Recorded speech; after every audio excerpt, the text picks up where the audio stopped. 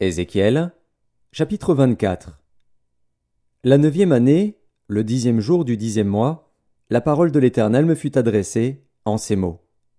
Fils de l'homme, mets par écrit la date de ce jour-ci. Le roi de Babylone s'approche de Jérusalem en ce jour même. Propose une parabole à la famille de rebelles et dis-leur. Ainsi parle le Seigneur, l'Éternel. Place la chaudière, et verse-y de l'eau. Mets-y les morceaux, tous les bons morceaux, la cuisse, l'épaule. Remplis-la des meilleures eaux. Choisis dans le troupeau, et entasse du bois sous la chaudière. Fais bouillir à gros bouillon, et que les eaux qui sont dedans cuisent aussi. C'est pourquoi ainsi parle le Seigneur, l'Éternel. Malheur à la ville sanguinaire, chaudière pleine de rouille, et dont la rouille ne se détache pas. Tire-en les morceaux les uns après les autres, sans recourir au sort. Car le sang qu'elle a versé est au milieu d'elle. Elle l'a mis sur le roc nu, elle ne l'a pas répandu sur la terre pour le couvrir de poussière. Afin de montrer ma fureur, afin de me venger, j'ai répandu son sang sur le roc nu, pour qu'il ne fût pas couvert. C'est pourquoi ainsi parle le Seigneur, l'Éternel. Malheur à la ville sanguinaire. Moi aussi je veux faire un grand bûcher.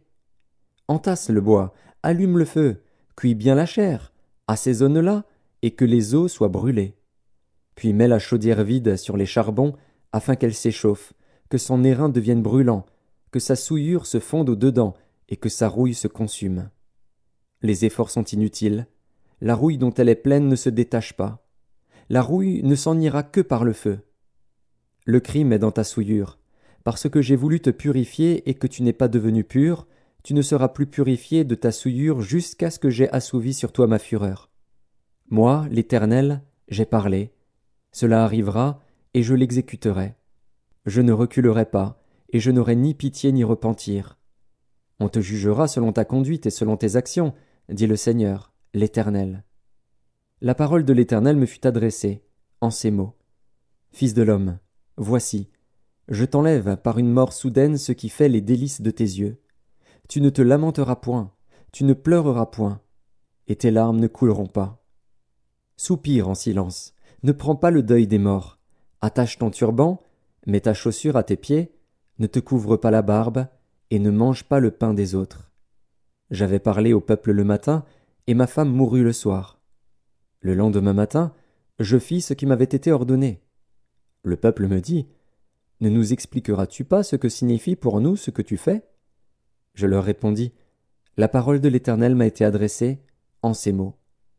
Dis à la maison d'Israël, ainsi parle le Seigneur, l'Éternel.